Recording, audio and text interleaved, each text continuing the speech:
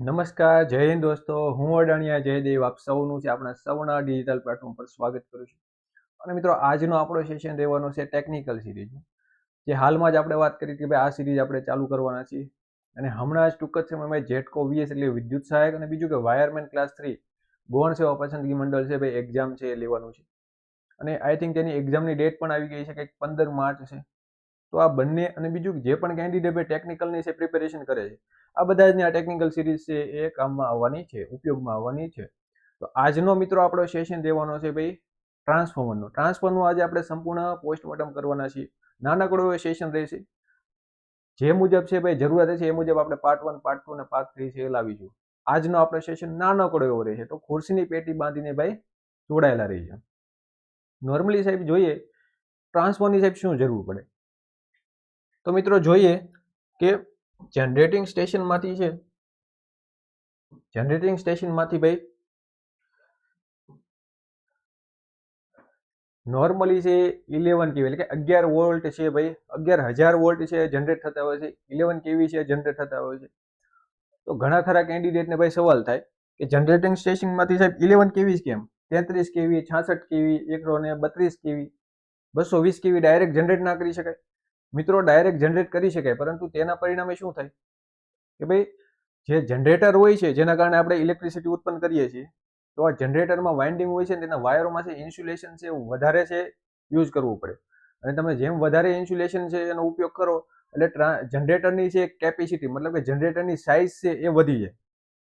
જનરેટરની size વધી જાય પરિણામે શું થાય કે વધારે છે ખર્ચાળ બની જાય, અને બીજું કે કાર્ય કરવામાં છે મુશ્કેલી પડે, સ્થાનાંતર કરવામાં છે મુશ્કેલી પડે, અને પરિણામે ભાઈ ટેકનિકલ રીતે છે એ પોસિબલ નથી એમ તમે કહી શકો. નોર્મલી ભાઈ આપણે 11,000 વોલ્ટ છે જનરેટ થતા હોય છે જનરેટિંગ સ્ટેશનમાં, અને અહીંથી જે 11,000 વોલ્ટ જનરેટ થાય ને તેનું આપણે છે ભાઈ જરૂરિયાત મુજબ સ્ટેપ અપ અથવા તો સ્ટેપ ડાઉન કરીને છે ભાઈ સ્ટેપ અપ કરીએ, મતલબ કે જરૂરિયાત મુજબ છે સ્ટેપ અપ કરીએ છીએ. જેમ કે વાત કરીએ ભાઈ 11 કેવીનું છે જરૂરિયાત મુજબ છે એ આપણે અહીંયા ટ્રાન્સફોર્મરનો ઉપયોગ કરીએ. ટ્રાન્સફોર્મર આપણી માટે શું કાર્ય કરે છે સિમ્પલ છે, આગળ હું તમને સમજાવીશ, પરંતુ સ્ટેપ અપ એટલે કે જરૂરિયાત મુજબ છે વોલ્ટેજને અપ કરે છે અને જરૂરિયાત મુજબ છે આગળ છે પહોંચાડે છે. એટલે અહીંયા 11 કેવી છે તેનું છે એ સ્ટેપ અપ ટ્રાન્સફોર્મર છે એ 66 કેવી, 132 કેવી અથવા તો 220 અને 400 જરૂરિયાત મુજબ છે એ આગળ છે એ પહોંચાડે છે. અને અહીંયા છે ટ્રાન્સફોર્મરની જરૂર પડે છે, મતલબમાં સ્ટેપ અપ અને સ્ટેપ ડાઉન કરવા માટે છે ટ્રાન્સફોર્મરની છે જરૂરિયાત પડતી હોય છે મિત્રો. ડન છે ભાઈ, ક્લિયર થઈ ગયું? અમુક વિદ્યાર્થી મિત્રોને કદાચ અહીંયા છે એ તમને ક્વેશ્ચન થતો હોય કે એનું તમે સોલ્યુશન કરી દીધું ભાઈ કેમ છે 11,000 વોલ્ટ જ છે, તો જે વાત કરીએ ભાઈ ખર્ચાળ બની જાય ટેકનિકલ રીતે છે પોસિબલ નથી. હવે આપણે ટ્રાન્સફોર્મર છે ભાઈ કયા સિદ્ધાંત પર કાર્ય કરે છે તે નોર્મલી સમજીએ. અને આ બધું તમને ખબર છે કે અહીંથી છે સ્ટેપ અપ કરે છે, ત્યારબાદ છે ટ્રાન્સમિશન લાઇનમાં છે આગળ વધે છે. આ ટ્રાન્સમિશન લાઇન તમે જોઈ શકો છો. પછી ફરી છે વાર છે અહીંયા સ્ટેપ ડાઉન કરવામાં આવે છે, જરૂરિયાત મુજબ છે એ વધારે વોલ્ટેજનું છે એ ઓછા વોલ્ટેજમાં છે સ્થાનાંતર કરે છે. કોણ કરે છે? તો ભાઈ ટ્રાન્સફોર્મર કરે છે. ડન છે, આ ટ્રાન્સફોર્મર છે. અને ત્યારબાદ છે ભાઈ યુટિલાઇઝેશન એટલે કે ડિસ્ટ્રીબ્યુશન કરે છે. ક્યાં? તો આપણા ઘરમાં છે એ પાવર છે પહોંચે છે, જે નોર્મલી 440 વોલ્ટ અથવા તો 230 વોલ્ટ છે જરૂરિયાત મુજબ છે હોય છે. ડન છે ભાઈ, અહીંયા સુધી બધાને ભાઈ ક્લિયર? હવે નોર્મલ આપણે ટ્રાન્સફોર્મર શું છે એની ઇન્ફોર્મેશન લઈએ. આ જોઈ શકો છો ભાઈ ટ્રાન્સફોર્મર છે. તો ટ્રાન્સફોર્મર છે એ એક સ્ટેટિક ડિવાઇસ છે, બધાને ખબર છે. નોર્મલ તમે પ્રિપેરેશન કરતા હશો એટલે આખા ગામને ખબર છે ટ્રાન્સફોર્મર છે એક સ્ટેટિક ડિવાઇસ છે. સ્ટેટિક ડિવાઇસ એટલે શું સાહેબ? એક સ્થિર ડિવાઇસ છે, સ્થિર સાધન છે. તમે જોઈ શકો છો કે ભાઈ આ છે એક મોટર છે, અને મોટરમાં છે એ ફરતા ભાગ તરીકે રોટર હોય છે. ડન છે. પરંતુ આપણે ટ્રાન્સફોર્મર જોઈએ તો ટ્રાન્સફોર્મર સાહેબ એવો કોઈ પણ પ્રકારનો છે ભાગ છે ફરતો હોતો નથી. અમુક કેન્ડિડેટ પાસે એમ કે સાહેબ ફેન તો હોય છે, અલાવ એ છે કુલિંગ માટે હોય છે. ડન છે, એનો ભાગ નથી, મતલબ કે ફરતો અંદર કોઈ ભાગ નથી હોતો. સમજાઈ ગયું? ડન છે ભાઈ. એટલે કે ટ્રાન્સફોર્મર એક સ્થિર ડિવાઇસ છે.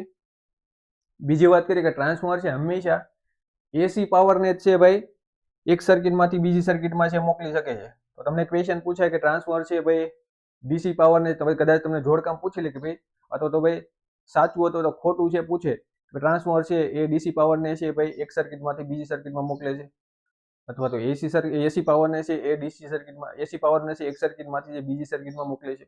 તો તમને ખબર હોવી જોઈએ, તમને ક્લિયરિટી હોવી જોઈએ ભાઈ કે ભાઈ ડીસી પાવર કેમ નહીં, એ હું તમને આગળ સમજાવું.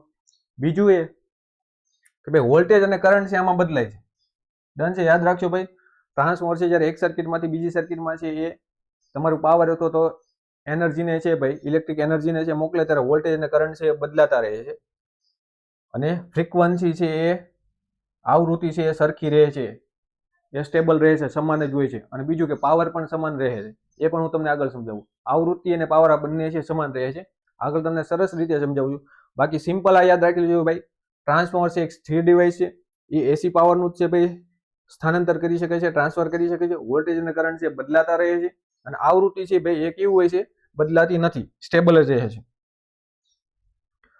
હવે વાત કરીએ ભાઈ ટ્રાન્સફોર્મરના ઉપયોગના આધારે છે ટ્રાન્સફોર્મરના છે બે પ્રકાર પડે છે. ટ્રાન્સફોર્મરના ઉપયોગના આધારે ટ્રાન્સફોર્મરના બે પ્રકાર પડે છે. તો તમે જુઓ કે ભાઈ આ તમે ટ્રાન્સફોર્મર કંઈ ને કંઈ જોયું હશે સાહેબ, પાવર સ્ટેશનમાં હાઈ વોલ્ટેજ માટે છે ભાઈ આ પ્રકારના ટ્રાન્સફોર્મરની છે જરૂર પડતી હોય છે. અને તમે નોર્મલી પાવર સ્ટેશનમાં સબ સ્ટેશન તમે જોયું હોય, એપ્રેન્ટિસ કર્યું હોય એટલે તમને ખબર હશે કે આ પ્રકારનું ટ્રાન્સફોર્મર તમે ત્યાં છે જોયેલું હશે. નોર્મલી છે ભાઈ હાઈ વોલ્ટેજ પાવર માટે છે, હાઈ વોલ્ટેજ માટે છે આ પ્રકારના ટ્રાન્સફોર્મરની જરૂર પડતી હોય છે.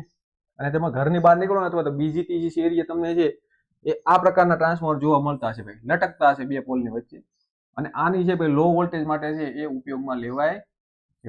બધાને ખબર છે, પણ નોર્મલી બેઝિક તમને છે માહિતી આપી દઉં. અહીંયા સુધી ક્લિયર? ભાઈ મજા આવતી હોય તો એક નાનકડું એવું છે આમ થંબ કરી દેજો, લાઈક કરી દેજો, અને જે તમારા મિત્રોને છે ભાઈ શેર કરી દેજો. અને તમે નવા હોય ને તો સબસ્ક્રાઇબ કરી દેજો. આવી છે ભાઈ નવી છે, અવનવી છે તમારી માટે છે એ ટેકનિકલ સિરીઝ આવતી રહેશે, અને મસ્ત મજાનું છે કન્ટેન્ટ છે તમને મળવાનું છે મિત્રો. ડન છે ભાઈ. હવે વાત કરીએ ભાઈ એચવી સાઈડ, જે આપણે આગળ વાત કરીએ ભાઈ 33 કેવી, 66 કેવી, 132 કેવી, 220 કેવી એવા હાઈ વોલ્ટેજ માટે. અને નોર્મલી આ એલવી છે ને એ 11,000 વોલ્ટ એટલે કે 11 કેવી થી 440 વોલ્ટ છે. અને આનાથી નીચે છે એ નોર્મલી છે ભાઈ આપણે છે એ લો વોલ્ટેજ એટલે કે આ ડિસ્ટ્રીબ્યુશન ટ્રાન્સફોર્મરનો ઉપયોગ કરતા હોય છે. આને કહેવાય છે પાવર ટ્રાન્સફોર્મર. આને શું કહેવામાં આવે છે? પાવર ટ્રાન્સફોર્મર કહેવામાં આવે છે, યાદ રાખી લેજો ભાઈ.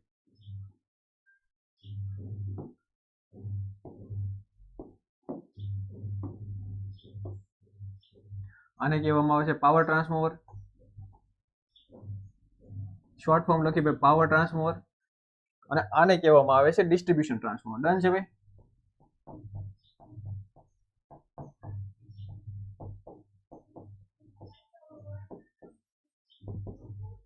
ડન છે. નોર્મલ બેઝિક માહિતી છે આની. હવે આપણે છે આગળ વધીએ એક સ્ટેપ. વાત કરીએ ભાઈ ટ્રાન્સફોર્મર સાહેબ કયા સિદ્ધાંત પર છે કાર્ય કરે છે, ટ્રાન્સફોર્મરની કાર્યપ્રણાલી શું હોય છે. ડન છે. બીજું એક હું તમને હજી એક વાત કરું ભાઈ, ટ્રાન્સફોર્મર છે ઉપયોગના આધારે છે એના પ્રકાર પડે છે. અને બીજું એ કે ટ્રાન્સફોર્મરનો ઉપયોગ છે ક્યાં થાય છે એની પણ વાત કરીએ. ભાઈ ટ્રાન્સફોર્મરનો ઉપયોગ ક્યાં થાય કે સાહેબ, ટ્રાન્સફોર્મરનો ઉપયોગ ક્યાં થાય? તો એક વાત કરીએ કે આગળ આપણે જોયું કે સાહેબ પાવર સિસ્ટમમાં. ક્યાં જોયું આપણે? પાવર સિસ્ટમમાં. આપણે જનરેટિંગ સ્ટેશન જોયું તમે કે ભાઈ જ્યાં છે એ જરૂર પડે કે પાવર સિસ્ટમમાં છે આપણે ટ્રાન્સફોર્મરની જરૂર પડે છે ભાઈ. ડન છે. બીજું કે ભાઈ મેજરમેન્ટમાં છે જરૂર પડે છે. ક્યાં જરૂર પડે હમણાં હું તમને આગળ કહું.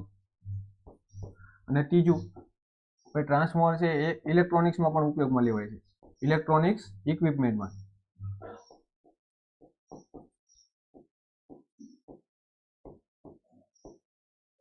ડન છે ભાઈ. હવે જો એક પાવર સિસ્ટમમાં ક્યાં ભાઈ ઉપયોગમાં લેવાય છે, તો હમણાં જ વાત કરીએ આપણે સ્ટેપ અપ અને સ્ટેપ ડાઉન ટ્રાન્સફોર્મર, બરાબર. આ બંને છે ક્યાં ઉપયોગમાં લેવાય ભાઈ?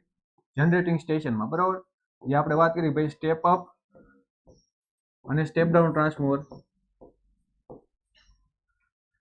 સ્ટેપ ડાઉન ટ્રાન્સફોર્મર આ બંને પાવર સિસ્ટમમાં ઉપયોગ હોય. ભાઈ મેઝરમેન્ટ તરીકે ભાઈ સાહેબ ટ્રાન્સફોર્મરનો ક્યાં ઉપયોગ થાય? તો ભાઈ તમને છે એ ખબર હોવી જોઈએ, તમે એપ્રેન્ટિસ કર્યું એટલે કે સાહેબ છે એ સીટી અને પીટી નામ સાંભળ્યું છે તમે? સીટી અને પીટી એટલે કે સીટી એટલે કે કરંટ ટ્રાન્સફોર્મર અને પીટી એટલે પોટેન્શિયલ ટ્રાન્સફોર્મર. ભાઈ હાઈ કરંટ માટે છે એક સીટીનો ઉપયોગ થાય છે, અને હાઈ વોલ્ટેજ માટે છે ભાઈ પીટી એટલે કે પોટેન્શિયલ ટ્રાન્સફોર્મર છે એ ઉપયોગમાં છે લેવામાં આવે છે. આ બધાને ખબર હશે. ડન છે મિત્રો. અને બીજું કે ભાઈ ઇલેક્ટ્રોનિક્સમાં સાહેબ ક્યાં થાય?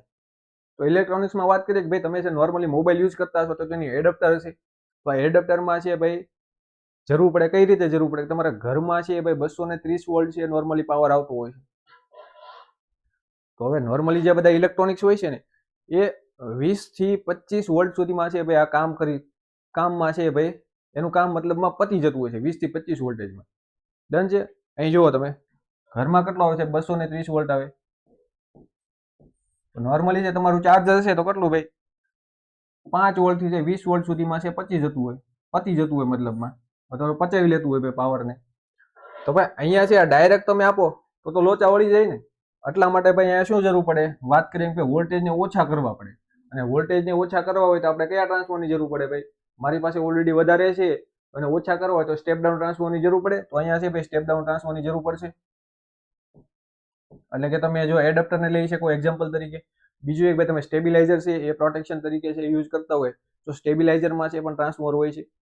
બીજું જોઈએ કે યુપીએસમાં પણ છે ટ્રાન્સફોર્મર હોય છે. એટલે બધા જ ભાઈ ઇલેક્ટ્રોનિક્સ છે એ ઇક્વિપમેન્ટ હોય છે નોર્મલી, એમાં છે એ ટ્રાન્સફોર્મરનો ઉપયોગ થતો જોવા મળે છે. ભાઈ તમને જે ઓપ્શન તરીકે ભાઈ કંઈક જોડકામાં પૂછી શકે તો તમારે યાદ રાખવાનું ભાઈ કે ઇલેક્ટ્રોનિક્સ તમને ઉપયોગ આવતો હોય તો હા ભાઈ ઇલેક્ટ્રોનિક્સમાં પણ છે ટ્રાન્સફોર્મરનો ઉપયોગ થાય છે.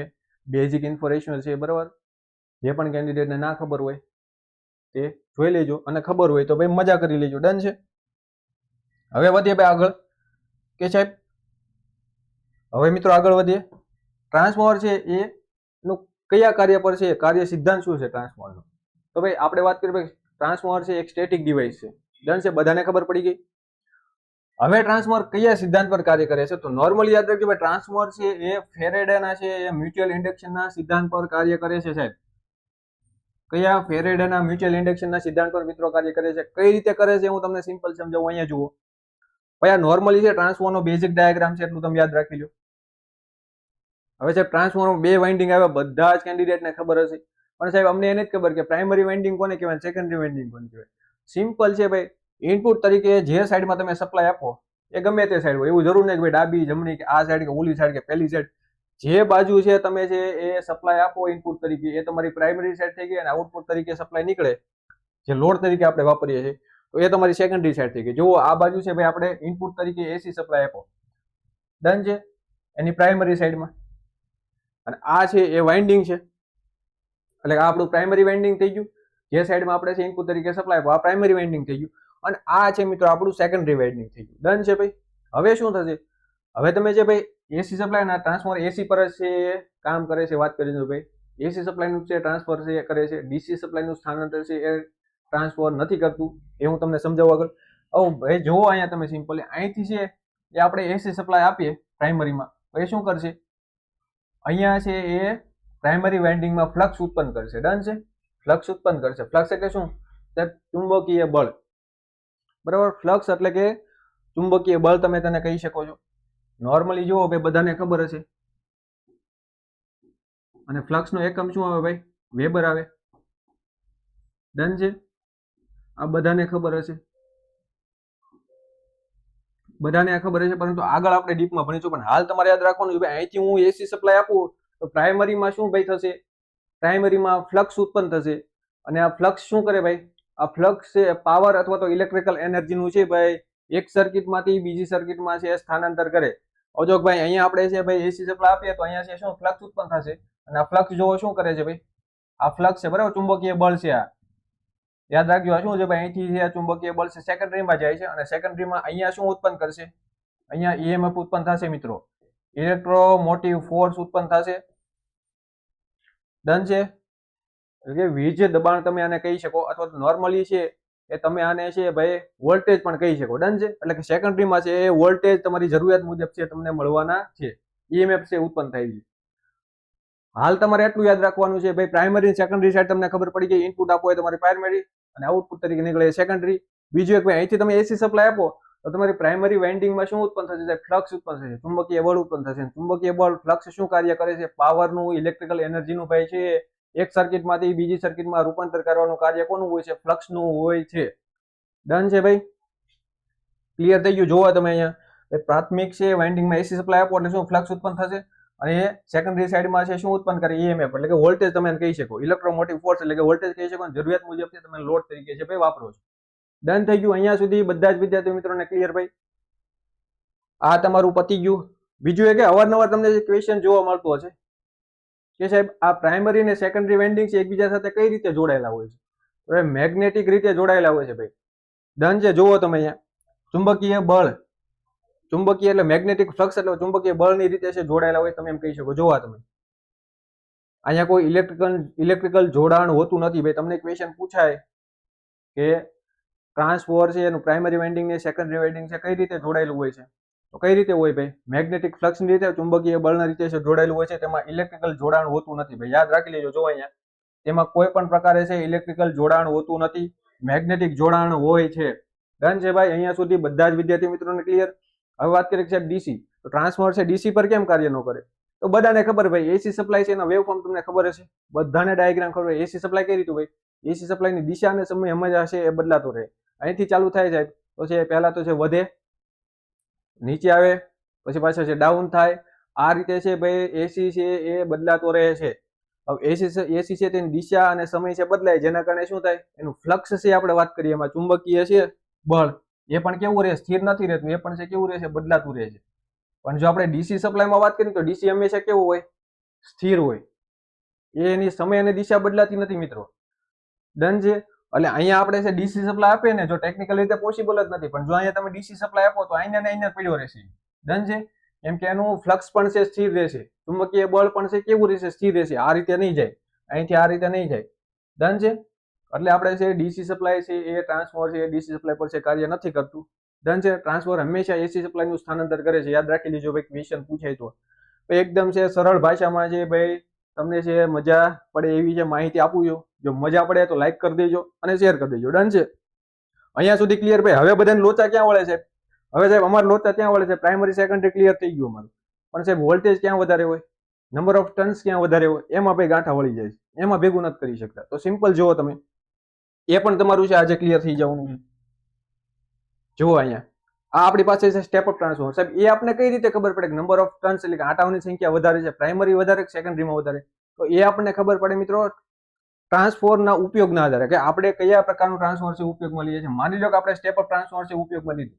હવે સ્ટેપ અપ એટલે આપણને ખબર પડી ગઈ છે કે આપણી પાસે ઓછા વોલ્ટેજ છે. ડન છે? મારી પાસે ઓછા વોલ્ટેજ છે તો મારે વધારે છે ભાઈ જરૂર પડવાની છે. એટલે સિમ્પલી આપણને ખબર પડે કે આપણે જ્યાંથી ભાઈ ઇનપુટ તરીકે આપ્યું આપણી પાસે ઓછા વોલ્ટેજ હશે. તો આ સ્ટેપ અપ ટ્રાન્સફોર્મર શું કરશે ભાઈ? આપણે સેકન્ડરી સાઈડમાં છે વોલ્ટેજ વધારે આપશે. એટલે શું કરે ભાઈ? વોલ્ટેજ વધારે. ડન છે? જુઓ અહીંથી છે મિત્રો, હું અહીંથી વી આપું બરાબર, V1 હું અહીંથી આપું, મારી પાસે છે એ ઓછા છે. આ બાજુ આવશે ને સેકન્ડરી સાઈડમાં ત્યારે V2 થઈ જશે, એટલે કે વધી જશે. એક્ઝામ્પલ તરીકે હું સમજાવીશ આગળ, પહેલા હાલ સમજો તમે. એટલે કે જો પહેલા મારી પાસે જે વોલ્ટેજ ઓછા હતા તો સ્ટેપ અપ ટ્રાન્સફોર્મર એટલે કે વોલ્ટેજ વધી જશે. એટલે તમને ભાઈ ક્વેશ્ચન પૂછાય કે સ્ટેપ અપ ટ્રાન્સફોર્મરમાં વોલ્ટેજ છે વધે કે ઘટે? તો સિમ્પલ યાદ રાખવાનું ભાઈ વધે. ડન છે? હવે નંબર ઓફ ટર્ન્સ છે અને વોલ્ટેજ આ બંને તમારે કઈ રીતે યાદ રાખવાનું ભાઈ? બંને જોડિયા ભાઈઓ છે એવું યાદ રાખવાનું છે બરાબર. કોણ? તો સાહેબ છે વોલ્ટેજ, અહીંયા યાદ રાખો ભાઈ વોલ્ટેજ અને નંબર ઓફ ટર્ન્સ. આ બંનેને શું યાદ રાખવાનું ભાઈ? જોડિયા ભાઈઓ છે એમ યાદ રાખવાનું છે તમારે બરાબર. જોડિયા ભાઈઓ. એટલે બંને હંમેશા કેવો ભાઈ? સમાન જ હોય. જો વોલ્ટેજ વધારે તો નંબર ઓફ ટર્ન્સ એ વધારે. જે સાઈડમાં ભાઈ પ્રાઇમરી વાઇન્ડિંગમાં અથવા પ્રાઇમરી સાઈડ તમે કહી શકો, તો એચવી સાઈડે પણ કહી શકો બરાબર. જ્યાં જે વોલ્ટેજ વધારે ભાઈ ત્યાં છે નંબર ઓફ ટર્ન્સની છે સંખ્યા વધારે. જુઓ તમે અહીંયા આપણી પાસે સ્ટેપ અપ ટ્રાન્સફોર્મર છે સાહેબ. સ્ટેપ અપ ટ્રાન્સફોર્મર શું કરે છે? સેકન્ડરી સાઈડમાં વોલ્ટેજ વધારે આપે, તો સેકન્ડરી સાઈડમાં છે વોલ્ટેજ વધારે તો નંબર ઓફ ટર્ન્સ પણ કેવા હશે? વધારે હશે. ડન છે ભાઈ? નંબર ઓફ ટર્ન્સ પણ કેવા હશે? વધારે હશે. એટલે કે નંબર ઓફ ટર્ન્સ પણ છે કેવા? વધે બરાબર છે. નંબર ઓફ ટર્ન્સ છે એ વધે. સમજાયું ભાઈ? નંબર ઓફ ટર્ન્સ અને વોલ્ટેજ છે સરખા જ હોય. પ્રાઇમરી સાઈડમાં છે ભાઈ જો વોલ્ટેજ ઓછા હોય તો નંબર ઓફ ટર્ન્સ પણ છે ઓછા હોય. એ ટ્રાન્સફોર્મરના ઉપયોગ પર આધાર રાખે. હવે જો સ્ટેપ અપ ટ્રાન્સફોર્મરમાં સ્ટેપ ડાઉન ટ્રાન્સફોર્મર જો આપણી પાસે ઓલરેડી છે વધુ વોલ્ટેજ છે. ડન છે? વધુ વોલ્ટેજ છે, મારી પાસે અહીંયા વધારે વોલ્ટેજ છે.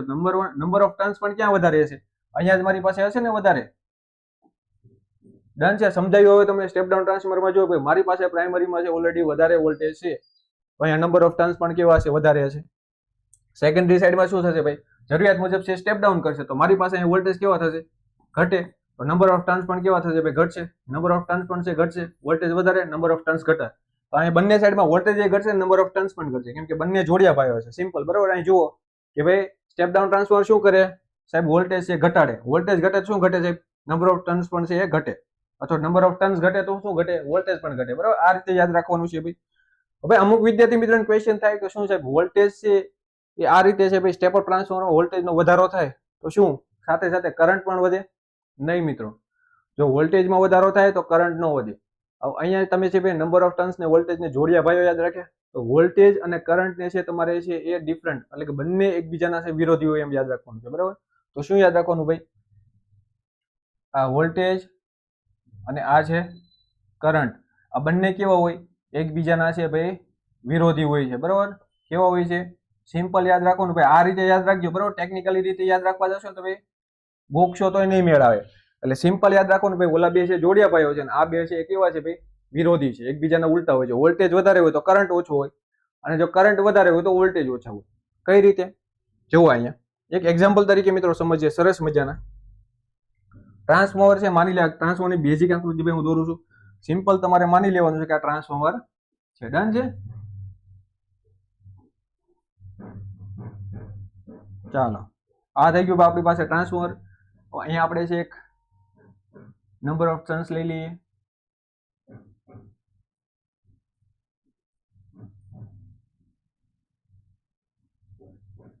બરોબર, બે વાઇન્ડિંગ હોય ભાઈ આપણી પાસે ટ્રાન્સફોર્મરમાં, તો બંને સાઈડમાં આપણે વાઇન્ડિંગ લઈ લીધા સાહેબ. સાહેબ આપણને ખબર નથી કે પ્રાઇમરી વાઇન્ડિંગ કોને કહેવાય, તો મેં કીધું તેમ સાહેબ જે સાઈડમાં આપણે ઇનપુટ તરીકે સપ્લાય આપીએ આપણે પ્રાઇમરી વાઇન્ડિંગ થઈ ગયું સાહેબ. આ આપણું છે એ શું થઈ જશે મિત્રો, ઇનપુટ આપણું અહીંથી, એટલે આપણો છે એ VS, એટલે કે આ થઈ ગયું આપણું પ્રાઇમરી વાઇન્ડિંગ. અને ભાઈ આઉટપુટ તરીકે નીકળશે જેને આપણે લોડ તરીકે ઉપયોગ કરીશું, એ શું થઈ ગયું આપણું સેકન્ડરી વાઇન્ડિંગ થઈ ગયું, ડન છે. આ પ્રાઇમરી વાઇન્ડિંગ, આ સેકન્ડરી વાઇન્ડિંગ. હવે ભાઈ આ બોડી છે એટલે કે આ કોર થઈ ગઈ, બરાબર. બધાને ખબર હશે આ શું છે, કોર છે, જે સિલિકોન સ્ટીલની બનેલી હોય છે, પાતળા પતરાની બનેલી હોય છે, જેની ઉપર છે લેમિનેટર છે લેમિનેશન કરેલું હોય છે, ડન છે. શું લેવું હોય છે ભાઈ, એડી કરન્સ લોસ ઘટાડવા માટે. આપણે આગળ ભણીશું, પણ હાલ અહીંયા તમે એટલું યાદ રાખો સમજવા માટે. ભાઈ અહીંથી મેં છે પહેલા છે સિમ્પલ તમને સમજાવ્યું ભાઈ છે અહીંયા હું પ્રાઇમરીમાં છે જેટલા બી છે ફ્રીક્વન્સી આપું, તો ફ્રીક્વન્સી કેવી રહેશે ભાઈ, અહીંયા હું છે એ 50 હર્ટ્ઝ છે આપું ફ્રીક્વન્સી, તો ફ્રીક્વન્સી કેવી રહે ભાઈ, મેં કીધું તેમ ફ્રીક્વન્સી ભાઈ અહીંયા છે એ 50 હર્ટ્ઝ જ રહેવાની છે સેકન્ડરીમાં પણ, અને ફ્રીક્વન્સી પણ સમાન રહે. પાવર ભાઈ, પાવર પણ છે શું કીધું હતું, પાવર પણ છે એ સમાન રહેશે. અહીંયા માની લો કે હું ભાઈ 24 વોટ પાવર આપું, તો અહીંયા પણ છે પાવર કેટલો રહેશે ભાઈ, 24 વોટ જ રહેવાનો છે, બરાબર. ના કે ભાઈ ટ્રાન્સફોર્મર છે જાદુ મંતર કરીને કઈ અહીંયા છે 50 વોટ પાવર નહીં કરી નાખે, ડન છે ભાઈ. તો 50 વોટ પાવર છે ડબલ ક્યાંથી થઈને આવ્યો, એવું શક્ય જ નથી, બરાબર. આ સાઈડમાં પાવર મારી પાસે 24 વોટ છે, તો આ પણ સાઈડમાં સેકન્ડરી સાઈડમાં પણ કેવો છે ભાઈ પાવર 24 વોટ જ મને મળવાનો છે. એ તમને સમજાવું એક્ઝામ્પલ સાથે. બીજું તો બદલાશે શું સાહેબ, બદલાશે ભાઈ વોલ્ટેજ અને કરંટ. પાવર આપણી પાસે, પાવર એટલે કે બધાને ખબર છે power is equal to V into I. તો બદલાશે શું, પાવર તો એઝ ઇટ ઇઝ સેમ જ રહેવાનો છે 24 વોટ, બદલાશે આ બંને વોલ્ટેજ અને કરંટ, ડન છે ભાઈ. માની લો કે આપણી પાસે સ્ટેપ અપ ટ્રાન્સફોર્મર છે, માની લો કે ભાઈ આપણી પાસે છે એ સ્ટેપ અપ ટ્રાન્સફોર્મર છે. આ એની છે પ્રાઇમરી સાઈડ છે, આ એની સેકન્ડરી સાઈડ છે. આ મારી પાસે છે વોલ્ટેજ છે, આ મારી પાસે કરંટ નંબર ઓફ ટર્ન છે, અને આ મારી પાસે કરંટ છે, ડન છે ભાઈ. આ રીતે યાદ રાખજો, સરળ રીતે મિત્રો તમને યાદ રહી જશે. હવે જો એક્ઝામ્પલ લીધું કે મારી પાસે છે મેં વાત કરી એમ કે 24 વોટ છે, ડન છે. 24 વોટ છે મારી પાસે, પ્રાઇમરી સાઈડમાં 24 વોટ પડ્યા છે, ડન છે ભાઈ. અને પ્રાઇમરી સાઈડ મારી પાસે છે કયું ટ્રાન્સફોર્મર છે સાહેબ, સ્ટેપ અપ ટ્રાન્સફોર્મર છે. તો સ્ટેપ અપ ટ્રાન્સફોર્મર છે એટલે મારી પાસે પ્રાઇમરીમાં સાહેબ ઓછા વોલ્ટેજ હશે. એટલે માની લો કે ભાઈ અહીંયા છે હું વોલ્ટેજ આપું, તો મારી પાસે માની લો કે 6 વોલ્ટ છે, ડન છે. તો મારી પાસે કરંટ કયો એનો ગુણાંકમાં છે, તો કરંટ અહીંયા કેટલો થશે ભાઈ, 6 ને 4 ભાઈ 24 થઈ ગયા, 6 ચોખ્ખું 24 સાહેબ. એટલે મારી પાસે સાહેબ પ્રાઇમરી સાઈડમાં છે એ વોલ્ટેજ 6 હશે અને કરંટ કેટલા હશે, 4 હશે, ડન છે ભાઈ. આ અમારી થઈ ગઈ પ્રાઇમરી સાઈડ, સમજાયું. હવે જો વાત કરીએ કે ભાઈ સેકન્ડરી સાઈડ, એટલે કે બંનેમાં મારી પાસે વોટ તો કેટલા, મને પાવર તો સેમ જ મળવાનો છે. હવે અમારી સેકન્ડરી સાઈડ થઈ ગઈ, આ મારી સેકન્ડરી સાઈડ થઈ ગઈ, આ મારી પ્રાઇમરી સાઈડ થઈ ગઈ. હવે સેકન્ડરી સાઈડમાં જુઓ તો ભાઈ સ્ટેપ અપ ટ્રાન્સફોર્મર છે એટલે શું કરશે ભાઈ, આ વોલ્ટેજને છે એ સ્ટેપ અપ એટલે કે વધારવાનું છે. એક્ઝામ્પલ સાથે ભાઈ સમજજો, સરસ રીતે યાદ રહી જશે. અહીંયા છે મારી પાસે છે એ વોલ્ટેજ છે ઓછા છે, અને સેકન્ડરી સાઈડમાં મારી પાસે વોલ્ટેજ કેવા થશે ભાઈ? વોલ્ટેજ કેવા થશે સાહેબ? વોલ્ટેજ છે વધી જશે, બરાબર. કેવા થશે? પ્લસ થશે. એટલે કે અહીંયા મારી પાસે વોલ્ટેજ છે એ 12 થશે. માની લો કે ભાઈ ડબલ થયા, બરાબર, અથવા તો જરૂરિયાત મુજબ છે તમને વોલ્ટેજ મળવાના છે. એટલે અહીંયા વોલ્ટેજ છે 12 થઈ ગયા. તો હવે જો કરંટ મારી પાસે છે ગુણાંકમાં છે પી વી ઇન્ટુ આઈ, એટલે કે અહીંયા મારી પાસે છે 24 મારે વોટ છે. મારી પાસે પાવર તો સેમ જ રહેવાનો છે, એટલે અહીંયા મારે 24 વોટ જ છે થવો જોઈએ પાવર, આનાથી વધારે ના થવો જોઈએ. તો અહીંયા આપણે કેટલા મૂકવા જોઈએ ભાઈ? 2 મૂકવા પડે. એટલે એમ્પિયર છે આપણી પાસે કેટલા હશે? કરંટ આપણી પાસે કેટલો હશે? 2 હશે. હવે સિમ્પલ સમજો, સ્ટેપ અપ ટ્રાન્સફોર્મર હતું, આપણી પાસે વોલ્ટેજ ઓછા હતા, જો અહીંયા વોલ્ટેજ વધી ગયા. સમજાયું ભાઈ? સ્ટેપ અપ ટ્રાન્સફોર્મર હતું તો ભાઈ મારી પાસે વોલ્ટેજ ઓછા હતો, સેકન્ડરી સાઈડમાં છે વોલ્ટેજ વધી ગયા. હવે કરંટ જુઓ તમે, મારી પાસે છે પ્રાઇમરી સાઈડમાં છે કરંટ વધારે હતો, અને કરંટ છે સેકન્ડરી સાઈડમાં કેવો થઈ ગયો? ઘટી ગયો. એટલે કહેવાનો મતલબ એ છે કે વોલ્ટેજ અને કરંટ આ બંને એકબીજાના વિરોધી હોય છે. ડન છે ભાઈ? જ્યાં વોલ્ટેજ વધારે હશે ત્યાં કરંટ ઓછો હશે, અને જ્યાં છે ભાઈ વોલ્ટેજ છે ઓછા હશે ત્યાં કરંટ વધારે હશે, બરોબર. એટલે આ તમારે પાસે પ્રાઇમરી સેકન્ડરી યાદ નથી રાખવાનું. સેકન્ડરી પ્રાઇમરી યાદ ન રાખતા ભાઈ, અમુક પાસે આ રીતે યાદ રાખી લે. પ્રાઇમરીમાં છે એ એમ યાદ નહીં રાખી લેતા, નહીં તો લોચો ઓળી જશે પછી. પ્રાઇમરીમાં સાહેબ છે એ તમારે કઈ રીતે યાદ રાખવાનું? અહીંયા પ્રાઇમરી સાઈડ છે તો પ્રાઇમરીમાં તમારે વોલ્ટેજ અને કરંટ યાદ રાખવાનું, નકર બંને આમ રાખ, પ્રાઇમરી અને સેકન્ડરી યાદ રાખી લે. આમ નો યાદ રાખતા મતલબમાં. સાહેબ આપણી પાસે છે પ્રાઇમરીમાં વોલ્ટેજ વધારે છે, બરોબર, તો સેકન્ડરીમાં છે આપણી પાસે છે કરંટ વધારે હોય, એમ નહીં યાદ રાખતા, નહીં તો એ લોચો ઓળી જશે. જો બંનેમાં કરંટ તો વધારે જ છે, એટલે ઈ છે એ રીતે યાદ નથી રાખવાનું, એ ગોખણ પટ્ટી થઈ ગઈ. પછી સમજવાનું છે પ્રાઇમરીમાં જ યાદ રાખવાનું છે. આ આપણી પ્રાઇમરી સાઈડ છે સાહેબ, તો ત્યાં મારી પાસે છે જો વોલ્ટેજ વધારે હોય ને આ સાઈડમાં, તો અહીંયા કરંટ કેવો હશે? સેકન્ડરી કરતા મારી પાસે છે એ સોરી આ સ્ટેપ અપ ટ્રાન્સફોર્મર છે, એટલે જો મારી પાસે ભાઈ અહીંયા છે વોલ્ટેજ ઓછા હશે ને, તો સેકન્ડરી કરતા મારી પાસે છે ભાઈ કરંટ છે અહીંયા વધારે હશે. કહેવાનો મતલબ એ છે, બરાબર છે ભાઈ? સમજાયું? ડન છે વિદ્યાર્થી મિત્રો? ફરી એકવાર છે વિડીયો જોજો એટલે સરસ મજાની રીતે તમને સમજાશે. જો આ રીતે હવે એક્ઝામ્પલ સેટ કરીને મેં તમને સમજાવ્યું, પાવર આપણી પાસે સેમ જ રહેશે, ફ્રીક્વન્સી સેમ જ રહેશે. હવે તમે સમજો આપણી પાસે સ્ટેપ અપ ટ્રાન્સફોર્મર છે, એટલે મારી પાસે જો ઓછો પાવર હશે તો હું માઇનસ ની નિશાની યાદ રાખીશ, ને વધારે હશે તો પ્લસ ની નિશાની યાદ રાખીશ. ડન છે ભાઈ? હવે માની લો કે ભાઈ મારી પાસે જે સ્ટેપ અપ ટ્રાન્સફોર્મર છે, એટલે મારી પાસે વોલ્ટેજ કેવા હશે?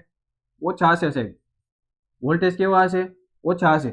તો સ્ટેપ અપ ટ્રાન્સફોર્મર હશે એટલે મને વધારીને આપશે, બરાબર. જુઓ અહીંયા મારી પાસે જે ભાઈ પ્રાઇમરીમાં વોલ્ટેજ ઓછા છે, તો સેકન્ડરીમાં મને વધારીને આપ્યા, એટલે સેકન્ડરીમાં વોલ્ટેજ કેવા થઈ જશે? વધી જશે. હવે બીજું કે નંબર ઓફ ટર્ન્સ આની ઉપર યાદ રાખવાનું છે તમારે. નંબર ઓફ ટર્ન્સ અને વોલ્ટેજ બંને જોડિયા ભાઈઓ છે, એટલે સિમ્પલ છે. તો નંબર ઓફ ટર્ન્સ છે એ પ્રાઇમરીમાં વોલ્ટેજ ઓછા છે, તો નંબર ઓફ ટર્ન્સ પણ છે પ્રાઇમરીમાં ઓછા હશે, બરાબર. હવે સેકન્ડરીમાં છે વોલ્ટેજ વધી ગયા સ્ટેપ અપ ટ્રાન્સફોર્મરમાં, તો અહીંયા પણ છે નંબર ઓફ ટર્ન્સ કેવા હશે? વધારે હશે. સિમ્પલ ભાઈ આ યાદ રાખવાનું છે. હવે બીજું એ કીધું તું મેં, કરંટ અને ભાઈ વોલ્ટેજ એકબીજાના વિરોધી હોય, તો પ્રાઇમરીમાં ભાઈ સ્ટેપ અપ ટ્રાન્સફોર્મરમાં સાહેબ મારી પાસે છે એ વોલ્ટેજ અને નંબર ઓફ ટર્ન્સ છે ઓછા છે, તો ત્યાં શું વધારે સાહેબ? કરંટ છે વધારે હશે. અને અહીંયા મારી પાસે આ બંને વધારે છે, તો કરંટ ઓછો હશે. સિમ્પલ ભાઈ મિત્રો, સમજાઈ ગયું તમને?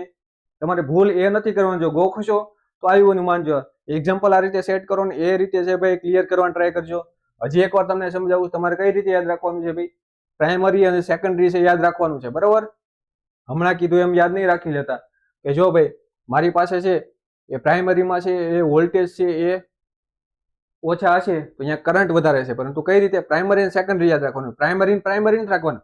આમાં તમારે એમ નથી યાદ રાખવાનું કે મારી પાસે છે ભાઈ જો અહીંયા છે એ પ્રાઇમરી સાઈડમાં વોલ્ટેજ છે વધારે છે, તમે અહીંયા 6 જોશો ને 4 જોશો, અમુક આ રીતે યાદ રાખશે ભાઈ મારી પાસે છે જો અહીંયા પ્રાઇમરીમાં વોલ્ટેજ વધારે છે તો કરંટ ઓછો છે, એમ યાદ નથી રાખવાનું. તમારે આ રીતે કરંટ યાદ રાખવાનું છે, પ્રાઇમરી અને સેકન્ડરી યાદ રાખવાનું, પ્રાઇમરી યાદ નથી રાખવાનું. ડન છે ભાઈ? હજી એકવાર કહું છું, ધ્યાનથી જોઈ લેજો મિત્રો, નહીં તો છે ભાઈ પટ્ટી પડી જશે. જો અહીંયા પ્રાઇમરી સાઈડમાં છે ભાઈ મારી પાસે છે વોલ્ટેજ વધારે હશે, તો સેકન્ડરી કરતા મારી પાસે છે કરંટ કેવો હશે? વધારે હશે, બરોબર. તો મારી પાસે છે પ્રાઇમરીમાં વોલ્ટેજ છે વધારે, તો સેકન્ડરી કરતા મારી પાસે કરંટ કેવો હશે? એ ડિપેન્ડ છે કોની પર? ટ્રાન્સફોર્મર પર, કે ટ્રાન્સફોર્મર તમારી પાસે કયું છે. મારી પાસે કયું ટ્રાન્સફોર્મર છે ભાઈ? સ્ટેપ અપ ટ્રાન્સફોર્મર છે, એટલે મારી પાસે પ્રાઇમરીમાં છે એ વોલ્ટેજ ઓછા હશે, તો વોલ્ટેજ છે મારી પાસે ભાઈ પ્રાઇમરી સાઈડમાં ઓછા હશે, મારી પાસે કરંટ કેવો હશે? સેકન્ડરી કરતા મારી પાસે કરંટ વધારે છે. અહીંયા મારી પાસે જો પ્રાઇમરીમાં 2 એમ્પિયર છે, સેકન્ડરીમાં મારી પાસે 2 એમ્પિયર છે, તો પ્રાઇમરીમાં કેવો હશે ભાઈ? વધારે હશે. મતલબ કે પ્રાઇમરી અને સેકન્ડરીનો ડિફરન્ટ તમારે જોવાનો છે. પ્રાઇમરીનો ડિફરન્ટ નથી જોવાનો વોલ્ટેજ અને એમ્પિયરનો. અહીંયા સુધી ભાઈ બધાને ખબર પડી ગઈ. ડન છે વિદ્યાર્થી મિત્રો. જો મજા પડી હોય ભાઈ તો છે લાઈક અને ફોલો કરી દેજો, તમારા મિત્રો સુધી પહોંચાડી દેજો. સરસ મજાની આપણે સિરીઝની આ શરૂઆત કરી છે. ડન છે ભાઈ. તો શું શું જોયું આજે આપણે? ભાઈ ટ્રાન્સફોર્મર છે એ બેઝિક ઇન્ફોર્મેશન આપણે જોયું કે ટ્રાન્સફોર્મર છે કઈ રીતે કાર્ય કરે છે. ફેરાડીના છે ભાઈ નિયમ મુજબ છે કાર્ય કરે છે, બધાને ખબર છે ભાઈ. ટ્રાન્સફોર્મર છે એક સ્ટેટિક ડિવાઇસ છે. ટ્રાન્સફોર્મરના ઉપયોગના આધારે બે પ્રકાર પડે છે ભાઈ, એ પણ સિમ્પલ સમજાવ્યું તમને. ટ્રાન્સફોર્મર છે એસી સપ્લાય પર જ કામ કરે છે ભાઈ. ડીસીમાં છે એ ટ્રાન્સફોર્મર છે સ્થાનાંતર નથી કરી શકતું. ફ્રીક્વન્સી સેમ રહે, પાવર પણ સેમ રહે, વોલ્ટેજ અને કરંટ છે એ બદલાતા રહે છે. ડન છે ભાઈ. આજ પછી ક્યારેય છે ભાઈ ગોટાળો ના વાળવો જોઈએ. પ્રાઇમરી સેકન્ડરી સાઈડ કોને કહેવાય ભાઈ? ડન છે ભાઈ. ફ્લક્સ નું કાર્ય શું છે, ફ્લક્સ શું કરે ભાઈ? ડન છે. અને પ્રાઇમરી અને સેકન્ડરી છે કઈ રીતે એકબીજા સાથે જોડાયેલા હોય છે, બધું સંપૂર્ણ વિગતવાર મિત્રો તમને સમજાવેલું છે. અને લાસ્ટમાં જે બધાને કન્ફ્યુઝન થાય છે સાહેબ, વોલ્ટેજ અને નંબર ઓફ ટર્ન છે કઈ સાઈડમાં વધારે હોય કઈ સાઈડમાં છે ઓછા હોય છે, એ પણ છે વિગતવાર સરસ મજાની રીતે છે સમજાવ્યું છે ભાઈ. અને નાનકડો એવો સેશન આપણે આજનો રાખેલો હતો. આશા રાખું છે કે બધા જ ઉમેદવારો છે મજા પડી ગઈ છે. જો મજા પડી હોય મિત્રો તો લાઈક કરી દેજો અને સરસ મજાની કોમેન્ટ કરજો. આપણે જોયું તો જો અહીંયા લાસ્ટમાં છે મેં તમને છે એક જ ટ્રાન્સફોર્મરનું કીધું છે, એ છે સ્ટેપ અપ ટ્રાન્સફોર્મરનું, બરાબર? તો આ જ રીતે તમારે છે હવે શું કરવાનું છે, બધા જ વિદ્યાર્થી મિત્રો છે કોમેન્ટ કરવાની છે મને કે ભાઈ સ્ટેપ ડાઉન ટ્રાન્સફોર્મરમાં કઈ રીતની છે ભાઈ, આ રીતની છે પ્રોસેસ હશે યાદ રાખવાની. આ તમને એક સિમ્પલ છે ભાઈ, તમે યાદ રાખી શકો ગોખ્યા વગર, એ માટે તમને સમજાવેલું છે. તો ટ્રાન્સફોર્મ સ્ટેપ ડાઉન ટ્રાન્સફોર્મનું તમારે આ રીતે છે સરસ મજાની મને કોમેન્ટ કરી દેવાની છે. બધા જ વિદ્યાર્થી મિત્રો કોમેન્ટ કરવાની છે. તો આપણે છે ભાઈ આગળનો સેશન લાવીશું, બરાબર? મજા પડે એવો, બધા જ વિદ્યાર્થી મિત્રોને ફાયદો થાય એવું કંઈક કરવાનું છે. બાકી મળીએ એક નવા સેશનમાં મિત્રો. જય હિન્દ, જય ભારત.